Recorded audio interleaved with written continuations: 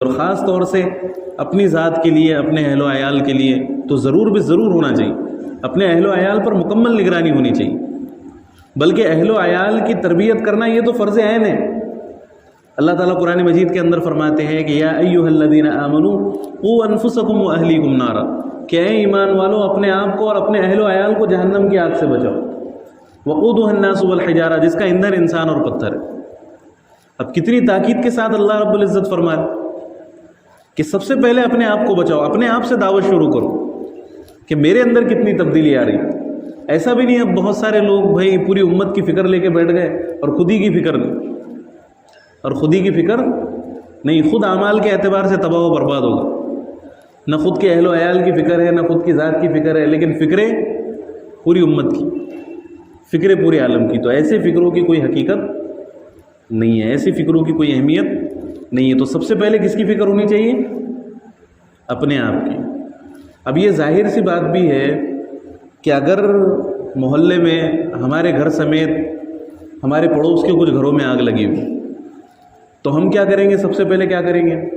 سب سے پہلے ہم خود اپنے آپ کو بچائیں گے، اس کے بعد میں پھر اپنے اہل و عیال کو بچانے کی فکر کریں گے، اپنے اہل و عیال کو بچائیں گے، اپنے گھر کی آگ بجھائیں گے، اس کے بعد میں پھر پڑوسی کی مدد کریں گے۔ یہ تو کامن سینس کی بات ہے نا۔ ایسا نہیں ہے کہ بھائی خود کے بھی جسم پر آگ لگی ہوئی ہے تو اس کی کوئی پرواہ نہیں، بیوی بچے جل رہے ہیں خود کے، اس کی کوئی پرواہ نہیں، اور پڑوسی کے گھر میں ہم چلے گئے مسیحا بن کر اس کے گھر کی آگ بجھانے کے، ہے نا؟ تو ایسا تو کوئی بھی نہیں کریں گے، حماقت کی بات ہے۔ تو سب سے پہلے اپنی ذات کی فکر ہونی چاہیے، اس کے بعد پھر اپنے اہل و عیال کی۔ اللہ کے نبی صلی اللہ علیہ وسلم کو جب دعوت و تبلیغ کا حکم دیا گیا کہ آپ اپنی دعوت کا آغاز کریں تو سب سے پہلے یہ حکم دیا گیا وَأَنذِرْ عَشِيرَتَكَ الْأَقْرَبِينَ، کہ اے نبی صلی اللہ علیہ وسلم سب سے پہلے اپنے قریبی رشتہ داروں کو ڈرائیے جا کر۔ اور اللہ کے نبی صلی اللہ علیہ وسلم نے سب سے پہلے اپنے جتنے بھی قریبی رشتہ دار تھے سب کو دعوت دی، سب سے پہلے سب کی دعوت کی نبی صلی اللہ علیہ وسلم نے، اور ان کو کھانا کھلانے کے بعد پھر آپ نے دعوت دی۔ یہ تو بعد کا مرحلہ ہے کہ صفا کی پہاڑی پر اللہ کے نبی صلی اللہ علیہ وسلم کھڑے ہوئے اور پورے عام مجمع میں آپ نے اعلان کیا، لیکن سب سے پہلی جو دعوت تھی وہ اپنے رشتہ داروں میں تھی، اپنے قریبی رشتہ داروں میں تھی سب سے پہلے، ہے نا؟ تو اپنی ذات کی سب سے پہلے فکر ہونی چاہیے کہ میرے اندر کتنی تبدیلی آ رہی، میری زندگی میں کتنا عمل آ رہا ہے، میری زندگی میں کیا ترقی ہو رہی ہے دین کے اعتبار سے، پھر اپنے اہل و عیال کے اعتبار سے کہ میرے اہل و عیال کے اندر کیا تبدیلی آ رہی، ان کے اندر کیا خرابیاں موجود۔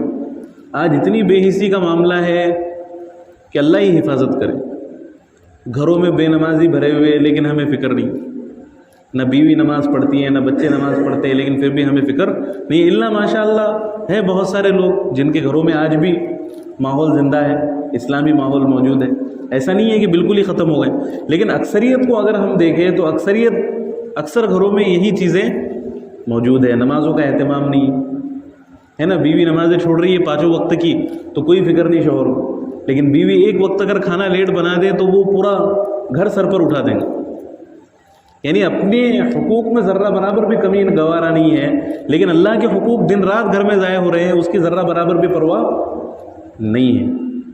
بیٹا کچھ بھی کرتا رہے زندگی بھر تو اس کی کوئی گرفت نہیں، اس کی کوئی پکڑ نہیں، ہے نا؟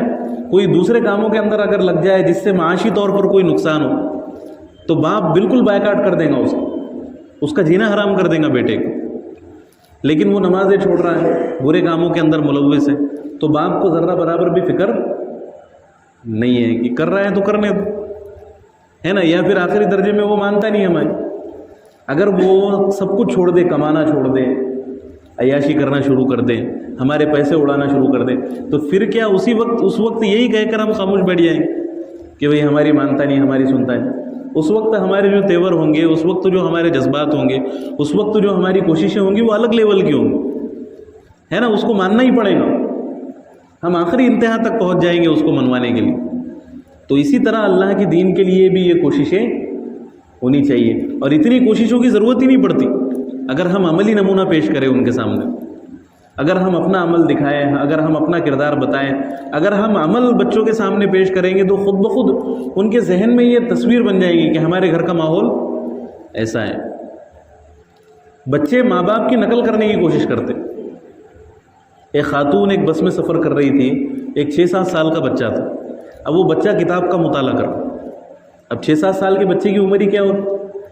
تو ایک صاحب تھے, انہوں نے بہت حیرانی سے دیکھا اس بچے کو کہ یہ کتاب کا مطالعہ کر رہا ہے. تو اس نے اس خاتون سے پوچھا کہ اتنا چھوٹا بچہ اور کتاب کا مطالعہ کر رہا ہے, تو آپ نے اس کی تربیت کیسے کی؟ تو اس خاتون نے کہا کہ میں نے کچھ بھی نہیں کیا, بس مجھے مطالعے کی عادت ہے, میں کتابوں کا مطالعہ کرتی ہوں, تو میرے بچے کے دل میں بھی شوق پیدا ہو, میرے بچے کے دل میں بھی شوق پیدا ہو. اگر ماں بیٹیوں کے سامنے مصلی بچھا کر نماز پڑھنا شروع کر دے تو بچوں کے دل میں خود بخود شوق پیدا ہوگا کہ میں بھی نماز پڑھوں. بچے خود بخود سیکھ جاتے. اگر باپ اہتمام دکھائے بچوں کو کہ اذان ہو گئی, باپ کے دل میں نماز کی فکر ہو, باپ نماز کی تگ و دو میں لگ جائیں, گھر میں مصلی بچھا کر باپ نماز پڑھ رہا ہو, تو بچوں کے اوپر خود بخود اس کے اثرات پڑیں. کچھ کرنے کی ضرورت نہیں ہوتی, بلکہ بس عمل کرنا شروع کر دو تو خود بخود ماحول بن جائے گا, خود بخود ماحول بن جائے. اور ان کو علم سکھانے کی بھی فکر ہونی چاہیے, ہے نا. اور اس کا طریقہ کیا ہے کہ گھروں میں احادیث کی تعلیم شروع کرو, سیرت کی کتابوں کی تعلیم شروع کرو. کوئی نہ کوئی علمی چیز گھر کے اندر ہمارے کوئی نہ کوئی ایک معمول میں ہونی چاہیے, بھلے ہی 5 منٹ کیوں نہ ہو, بھلے ہی 10 منٹ کیوں نہ ہو, کوئی مشکل کام نہیں ہے. اب مصروفیتوں کی وجہ سے گھر سے باہر نکلنا, کہیں جا کر سیکھنا, کہیں پر جا کر جڑنا. اب مرد حضرات تو سن بھی لیتے ہیں, ان کے کانوں پر پڑ بھی جاتی ہے دین کی باتیں, اور کچھ نہ کچھ چیزیں معلومات میں آتی رہتی. لیکن خواتین کا تو معاملہ ایسا ہے کہ صبح سے جو اٹھیں تو رات میں سونے تک گھر کے کاموں میں مصروف ہے, تو ان کے پاس نہ علم حاصل کرنے کا موقع ہے, نہ کچھ سوچنے سمجھنے کا موقع ہے دین کے معاملے. اب بس وہی جو جہالت چلتی آ رہی ہے وہی ان کے اندر منتقل ہوتی جا رہی, اور وہی نسلوں کے اندر منتقل ہو رہی. تو اس لیے کم سے کم 5 منٹ کا وقت یا 10 منٹ کا وقت ایک ہمارے گھر میں اس کا بھی ہونا چاہیے کہ گھر میں ہمارے تعلیم ہو, کوئی نہ کوئی حدیث کی کتاب, اللہ کے نبی صلی اللہ علیہ وسلم کا جو فرمان جب سنیں گے تو انشاءاللہ خود بخود دل پر اثرات پڑیں گے. آپ صلی اللہ علیہ وسلم کے کلام میں بہت تاثیر ہے, خود بخود دلوں کی زندگیاں بدلیں گی, بلکہ وہ ہم سے زیادہ قبول کریں گے, ہمارے گھر جنت کا نمونہ بن جائیں گے. پھر وہ شوہر کے بھی حقوق صحیح طریقے سے ادا کریں گے, پھر بچوں کے بھی حقوق صحیح طریقے سے ملیں گے, ساری چیزیں صحیح طریقے سے ہوں گی, گھر جنت کا نمونہ بن جائیں گے, ہے نا. نسلوں کے اندر دین منتقل ہوں. اور جو فضول چیزیں گھروں کے اندر ہو رہی ہے وہ ساری کی ساری چیزیں خود بخود نکل جائیں گی. پھر بیٹیوں کو الگ سے پردہ کرنے کا حکم دینے کی ضرورت نہیں رہے گی, الگ سے ان کو سمجھانے کی ضرورت نہیں پڑے گی. کتنے واقعات ہو رہے ہیں, دن رات ویڈیوز آ رہے ہیں, کن کن چیزوں پر دھیان دیں اور کن کن چیزوں پر توجہ کی جائے. کتنے ویڈیوز نظروں کے سامنے آ رہے ہیں, خواتین کی بے حرمتی کے, بے پردگی کے, غیروں کے ساتھ تعلقات کے, غیروں کے ساتھ شادیوں کے, کتنے ویڈیوز آ رہے ہیں. اگر ہم دیکھیں گے کھلی آنکھوں سے تو وہی چیزیں نظر آ رہی ہیں چاروں طرف. کتنے ویڈیوز نظر سے گزر چکے, صاف دکھائی دے رہا ہے ان تمام چیزوں میں, لیکن پھر بھی ہم بیدار ہونے کے لیے تیار نہیں ہیں. اور اگر نہیں ہوں گے تو پھر کچھ نہ ہماری اپنی ذات کی اصلاح ہوں گی اور کچھ بھی سدھار قوم کے اندر پیدا نہیں ہوگا. بس ہم اپنا اپنا کردار ادا کریں. اب یہ بھی سوچنے کی ضرورت نہیں ہے کہ بھئی ہم اکیلے کر لیں گے تو کیا ہوگا, بلکہ ہم کو اپنا جواب دینا ہے اللہ کے سامنے. اللہ ہم سے پوچھیں گے کہ بھائی جب تم کو ہم نے فہم دی تھی, تم کو ہم نے سمجھ دی تھی, تو تم نے اپنی زندگی میں یہ ساری چیزیں لے کر کیوں نہیں آئے, تم نے ان پر عمل کیوں نہیں کیا. الم یاتکم نذیر, قیامت کے دن جب جہنمیوں کو جہنم میں داخل کیا جائے گا تو ان سے فرشتے پوچھیں گے, جہنم کا جو داروغہ ہوگا وہ کہیں گا کہ الم یاتکم نذیر, کہ کیا تمہارے پاس کوئی ڈرانے والا نہیں آیا, کہ اللہ کی پکڑ بھی ہوں گی, ہے نا, اللہ عذاب بھی دیں گے, کیا کوئی بتانے والا نہیں آیا. تو وہ کہیں گے کہ قالوا بلا وقد جاءنا نذیر, کہ ہاں کیوں نہیں, ہمارے پاس ضرور ڈرانے والا آیا تھا. فقد کذبنا وقلنا ما نزل اللہ من شیء, لیکن ہم نے اس کو جھٹلا دیا اور کہا کہ اللہ نے کوئی چیز نازل نہیں کی, ہمیں کوئی فرق نہیں پڑتا, ہے نا. ہم نے اس کی باتوں کو اگنور کیا, اس کی بات کو ماننے کے لیے ہم تیار نہیں ہوئے, بلکہ ہم نے اپنی عقل دوڑاتے ہوئے کہا کہ اللہ نے کوئی چیز نازل نہیں. یہ تو ساری باتیں بس فضول کی, ہے نا, ہم نے اس کی باتوں کو بھاؤ نہیں دیا. تو پھر اللہ تعالیٰ کہیں گے کہ فاعترفوا بذنبہم فسحقا لاصحاب السعیر, کہ آج تمہارے گناہ تمہارے سمجھ میں آئے. پھر اللہ کہیں گے کہ اہل جہنم کے لیے دوری ہو, آج تمہاری کوئی فریاد نہیں سنی جائے, ہے نا. تو اس لیے آج موقع ہے سنبھلنے کا اور اپنی زندگیوں کو بدلنے کا اور اپنے گھروں کے ماحول کو بھی سدھارنے کا. تو جتنا ہماری استطاعت میں ہے اتنا ہمیں ضرور کرنا چاہیے. اور پھر اس کے بعد اللہ سے دعا بھی مانگنی چاہیے. یہ سب سے اہم چیز ہے. اللہ رب العزت نے قرآن مجید کے اندر ایک بہت بہترین دعا سکھائی. بہت قیمتی دعا ہے اور ہر مسلمان کو یہ مانگ لینی چاہیے. ہر مسلمان کو مانگنی چاہیے. یہ دعا فرمائی گئی کہ ربنا حب لنا من ازواجنا وذریاتنا قرۃ اعین، کہ اے اللہ ہمارے جوڑے کو. اب یہ ازواج جو ہے یہ عربی زبان کا ایسا لفظ ہے جو بیوی کے لیے بھی استعمال ہوتا ہے اور شوہر کے لیے بھی استعمال ہوتا ہے. دونوں آ گئے. اگر بیوی پڑھ رہی ہے تو اس کے لیے بھی یہ دعا ہے اور شوہر پڑھ رہا ہے تو اس کے لیے بھی یہ دعا ہے.